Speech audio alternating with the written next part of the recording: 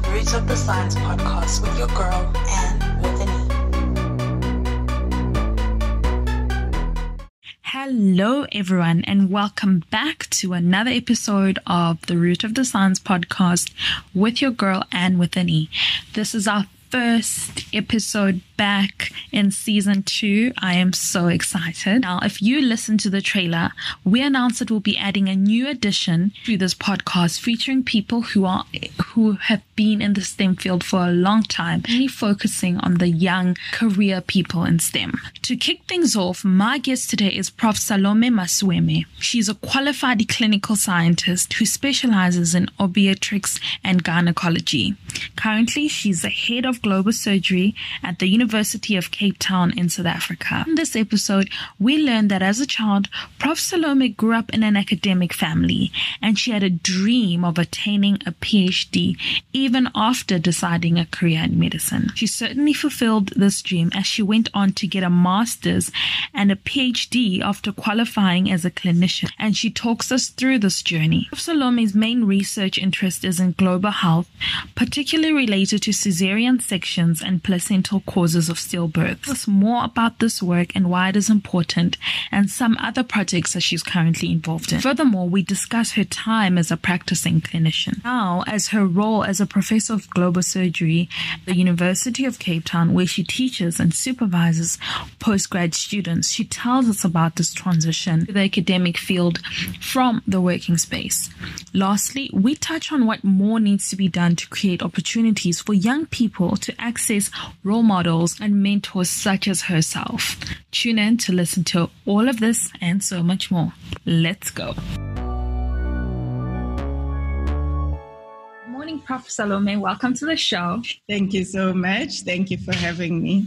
It's such a great honor for you to kick off the season. I am so excited because we're really setting the tone now.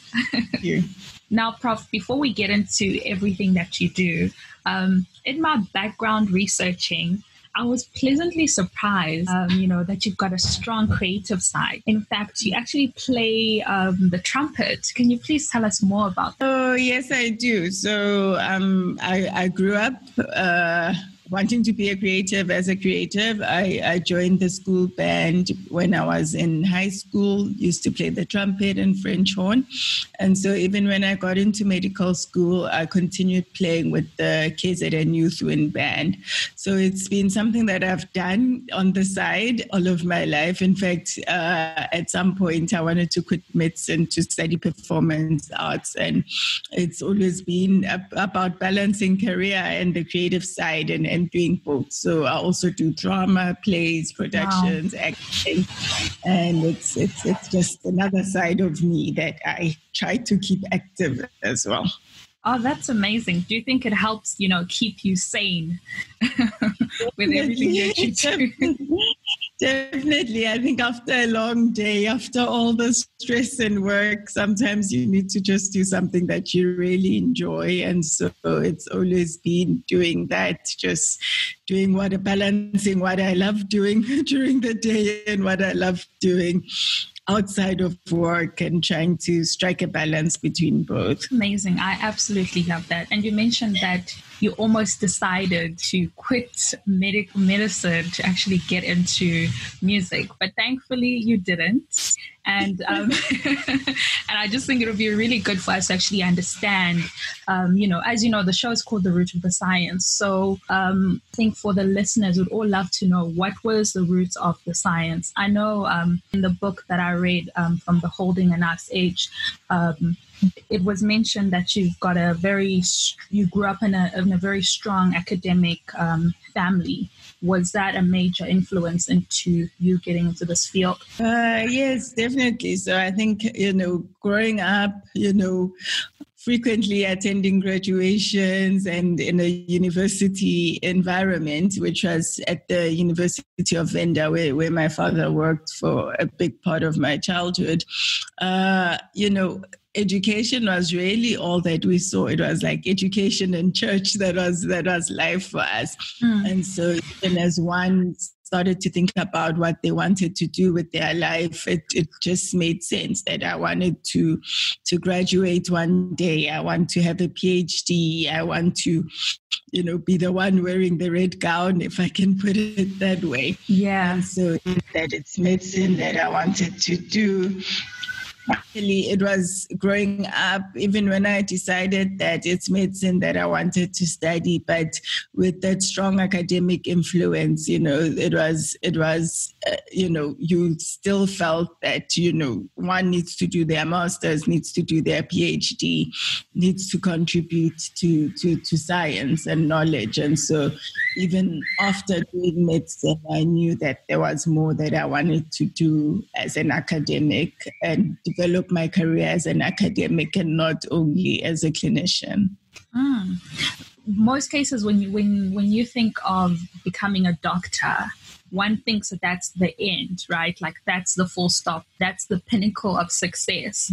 So it's like, why? Because I can imagine medical school is hard on its own. And then for you to continue to go on further, what was the main reason? And I think, having understood from a young age that there are different degrees, there's your bachelor's, there's your master's, there's your doctorate. And I think going into medicine was also just, for me, was just going to do my bachelor's degree. It didn't feel like this is the beginning and end of it all. And so I think it was just a combination of factors that, yes, I wanted to be a doctor, but there was a side of me that also understood that, there are levels to this thing. And so the MPCHD is really a bachelor's degree, and one should aspire to do more. But also, I wanted to become a specialist at some point, and your specialist degree also forces you to do a master's as well. And I think opportunities just came because after specializing, then someone told me about a PhD opportunity, and that it was funded by the Carnegie Corporation of New York, and I thought I could be a good candidate for that, and it sounded exciting, and I applied. And I happened to get that fellowship. So it's I think it was a combination of dreams, aspirations, meeting opportunities, and grabbing them along the way. That's fantastic. Like you said, so many opportunities. And with that fellowship that you mentioned, because you studied your medicine degree here. So what were some of the differences studying here in South Africa and studying abroad on the academic aspect of it? What sort of opportunities were open for you that side as opposed to if you were studying here? Yeah. So I did all my degrees in South Africa, and I only went overseas when I went to do my postdoc, in a sense, and which was a year of doing research in Harvard Medical School and Massachusetts General Hospital. And so the environment and setting were completely different. And it was really, for me, the difference between working in a place where, research is an option, which is what I experienced this side, versus a place where, research is the currency of everything, and getting to work with people who are doing cutting edge research. And I think the environment there was more conducive for young, talented people who really want to get into research and who really want to grow and develop. Whereas this side, I found that, already having just with my PhD, I was already leading a number of research programs, projects without enough experience as a researcher, and didn't have enough mentors this side who could help me grow and develop. So I think the environment is important, because you want to develop scientists, but you need mentors, you need an environment that's conducive for science for you to have more scientists. So this is obviously something that needs to be kind of adopted here, if I dare I say that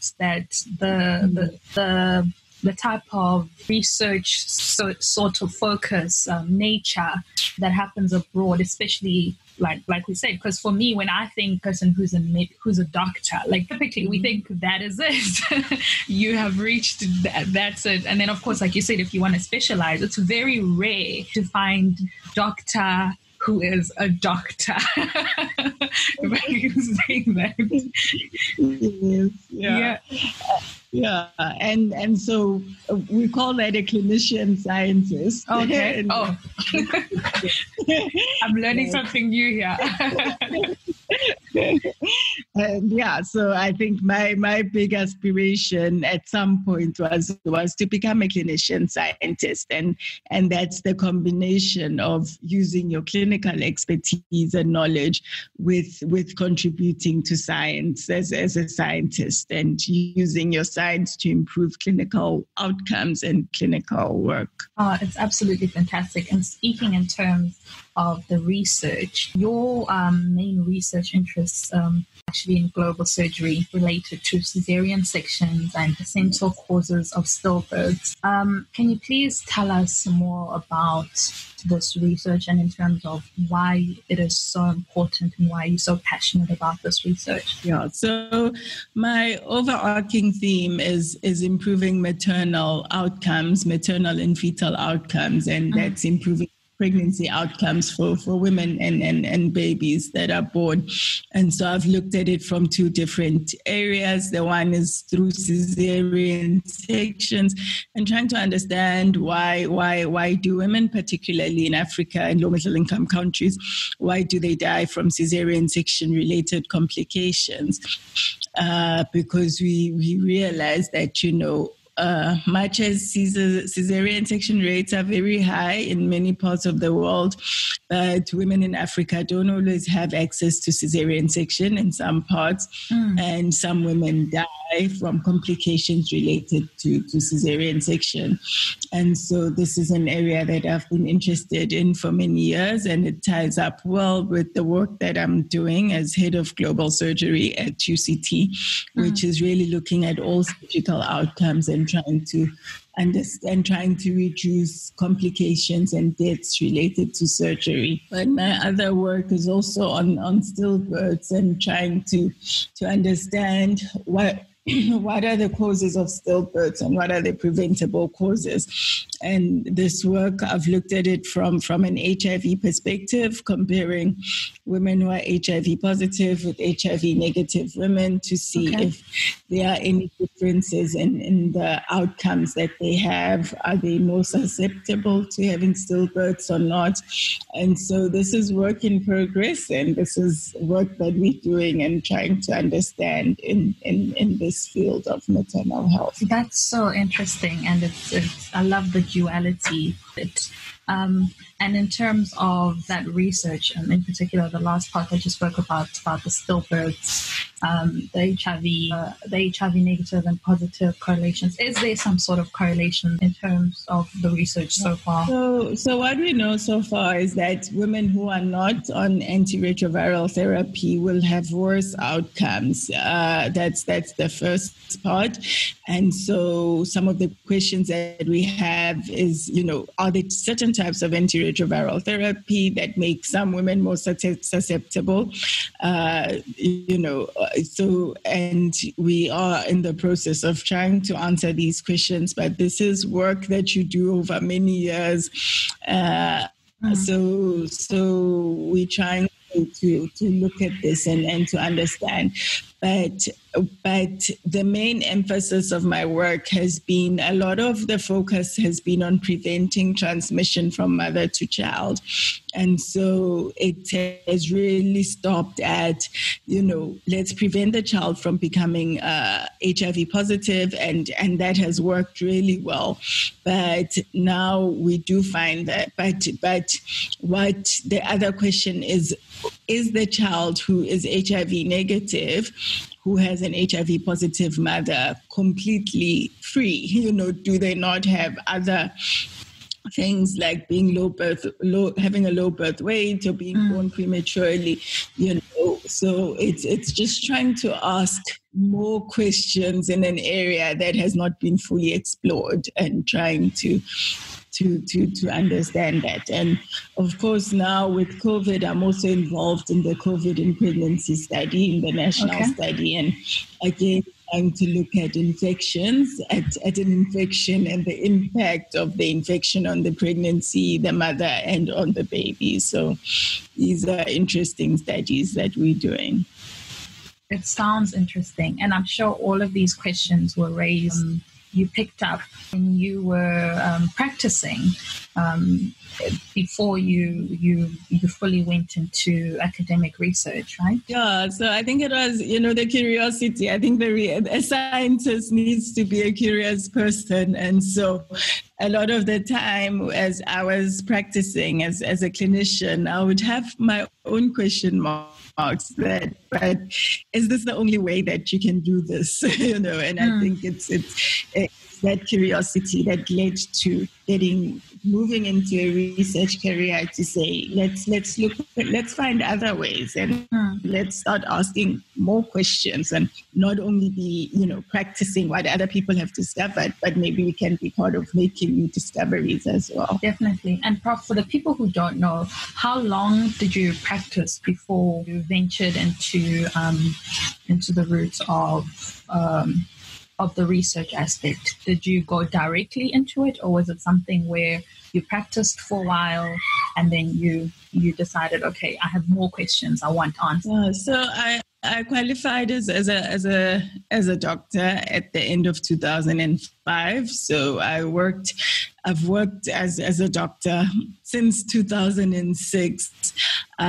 I specialized from 2009 up to 2013, and after that, I took a 2-year break from my clinical work. That's when I did my PhD.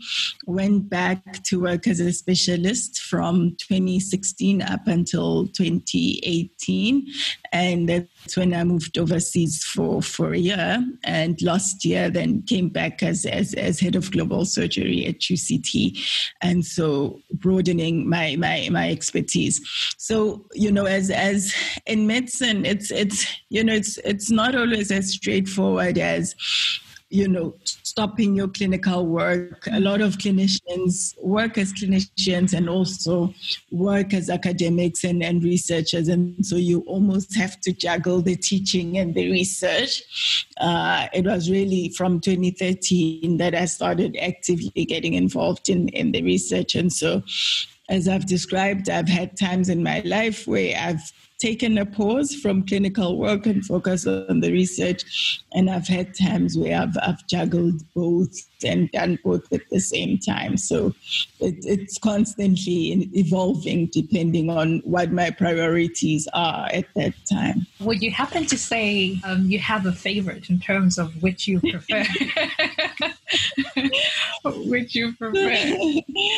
So I think I really love science and what science can do and what you can do through science. And as a person, I love clinical work. I've always loved working with my patients, but I did feel that my impact was limited to where I was and to the patients that I was seeing. Whereas with science and research, you can have a global footprint and impact other parts of the world without even having to go there. So I have a strong bias towards research because I've found it to be a lot more fulfilling personally than the clinical work. But I do. Yeah, it's just we can't split ourselves in half. We want the best of both, but at some point you have to choose which one. And at this stage of my life, it's the science that I would say I enjoy a bit more. Mm-hmm. And I think, like you said, in terms of the impact, you also supervising other students as well who are conducting research which is also impactful. I think that I think I understand. I get it.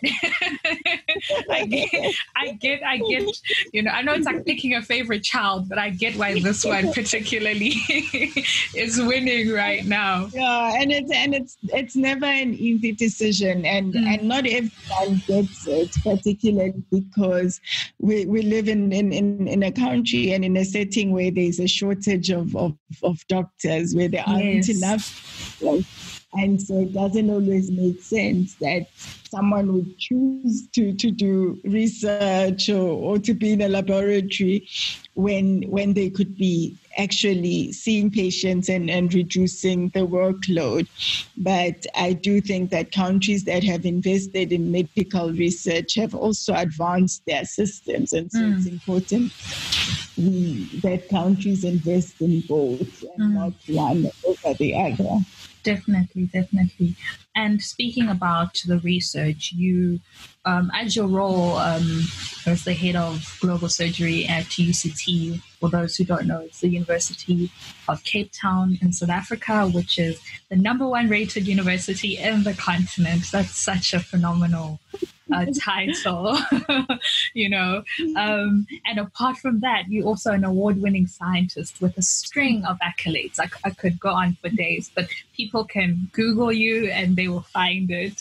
I just wanted to ask you, do you think that, such recognitions and these titles as a head of global surgery at #1 university in Africa, do you think that elevates the visibility of science careers?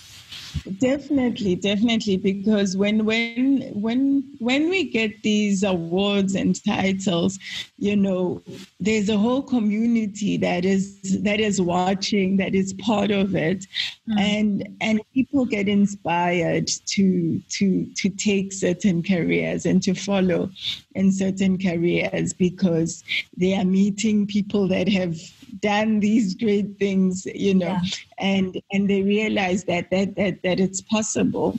When we were growing up, and many women were either nurses or teachers, in our minds, those were the only jobs that we could imagine a woman doing.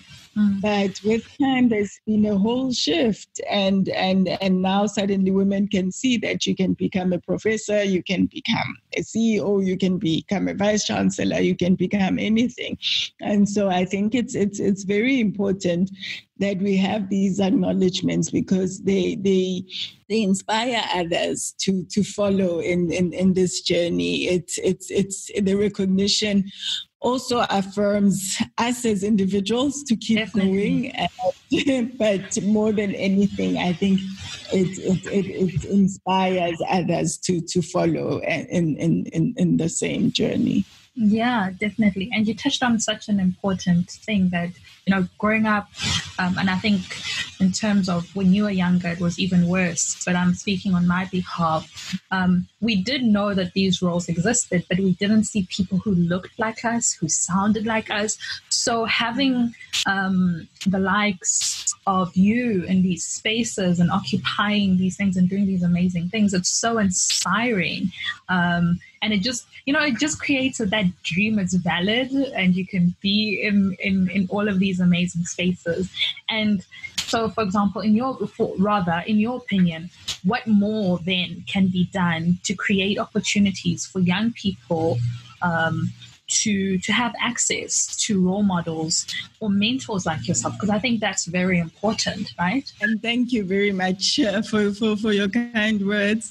I think, so it's on one hand, we also have a responsibility to be accessible, and this can be done in many different ways. I mean, even through social media, I mean, a lot of us are now becoming more and more active on Facebook, Twitter, and this is not just because we enjoy tweeting, but it's also part of being there and being accessible, knowing that there are a lot of people that that have not had the opportunity to have a conversation with a professor that looks like them, in that sense. So I think we've got a whole responsibility going into schools, churches, having conversations with people, hosting, workshops and stuff. So those are some of the things that we do to try and be there and accessible. But also, I think young people, as you call them, can also reach out and also show up for some of these things, and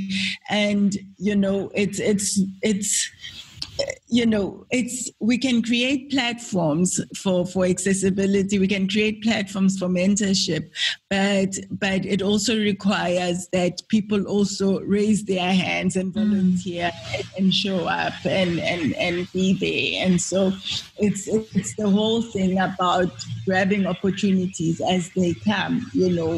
My mentors, I had to look for them. I had to ask them to mentor me. I had to find them, Google them, all of that. And I think it's also,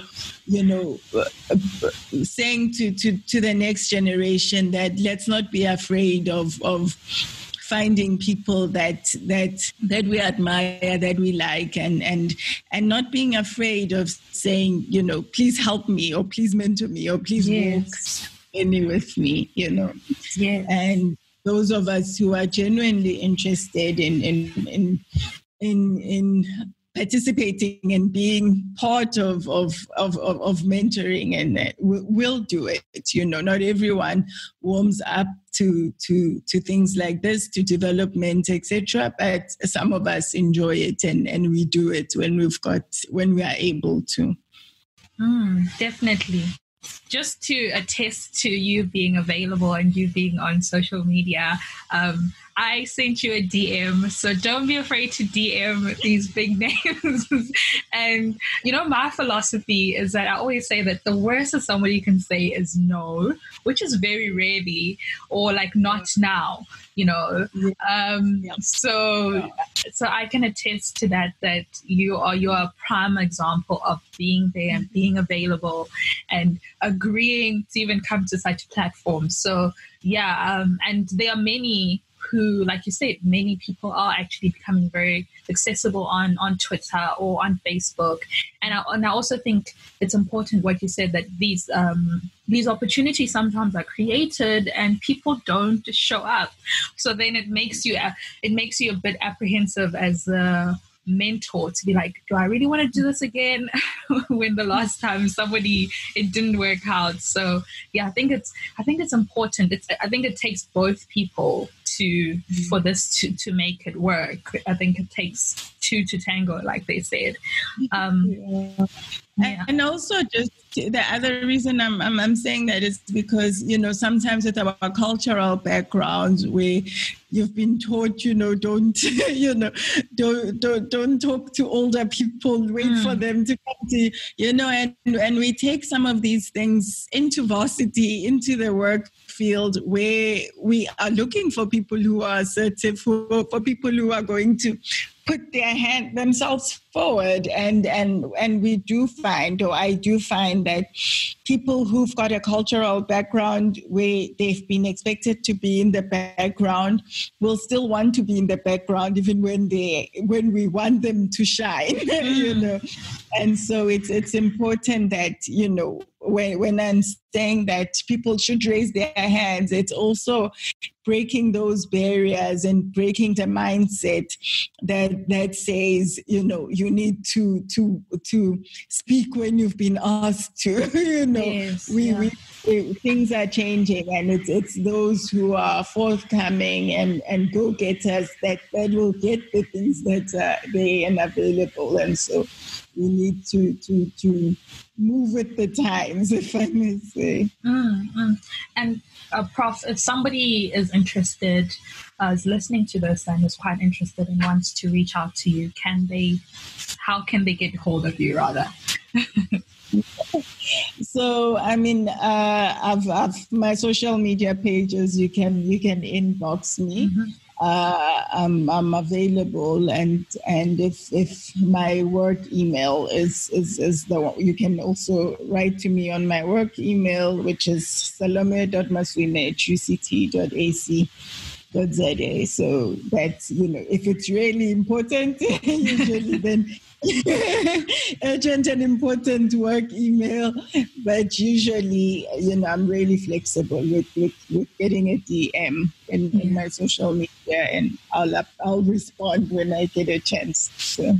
Yeah, I mean, that's huge. You just have, like, whoever's listening to this, somebody, the head of global surgery just gave you her email address. That's saying something. That's saying something about just in terms of how receptive you are to be willing and able to assist.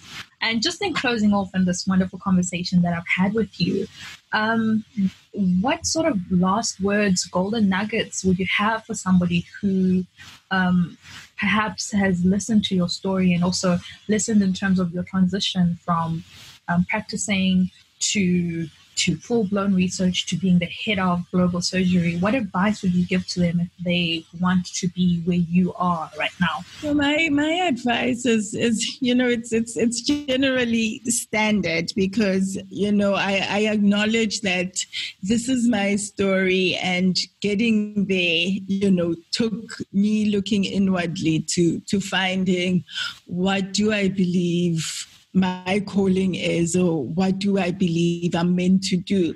And so my advice to people is always just find what your contribution is meant to be. Find what you're meant to do, and do that. I think more people need validation to do what they wanted to do anyway, than to try and say to them, become a scientist like me. And so my encouragement is just, people should not be afraid of following their dreams, their passions, but it also takes a bit of time to introspect and having honest conversations with yourself, and figuring out how you want to change your community, the country, the continent, the world, and being true to yourself, and following your passion and your dreams, and making them real. I absolutely love that. I think there's so many ways that people want to copycat somebody's journey, and you can't really, because like you said, we're all different, and I also believe that we all have that thing that deep down, like when you sleep at night, it kind of haunts you, like, this is something that I should do. And I think lucky are those who are able to find it and quickly. But I think if you haven't, try by all means. I mean, it's not always easy. It's easier said than done, but I think if you can, it'll be really good. It'll be really good. And thank you so much, Prof. Oh my word, it was a pleasure having you as my first guest in this new chapter of the podcast. I am so excited, and I can't wait for everybody else to hear this.